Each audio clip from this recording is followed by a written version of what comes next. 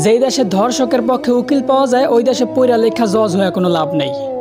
মুসলমানদের দেশে নেতা হইয়া যদি আলেমদেরকেই বন্দি করে রাখতে হয়, ওই দেশের রাজনীতি করে নেতা হইলে জনগণের জন্য কোনো ফায়দা নেই।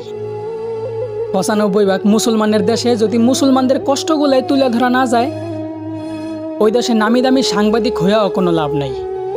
বলি জাকাত না দিয়া সুদ খাইতে খাইতে দেশটারে করছো ছারখার। এখন সূর্যের তাপ গায়ে লাগে, তাই তোমাদের বৃষ্টির দরকার। আলেমদেরকে বন্দি করে আবার আলেমদের মাধ্যমে আল্লাহর কাছে বৃষ্টি কামনা করলা। বিষয়টা এমন হইল না যে কোনো এক ফল গাছের গোড়া কাইটা ফালাইয়া সেই গাছ থেকেই আবার ফলের আশা করলা।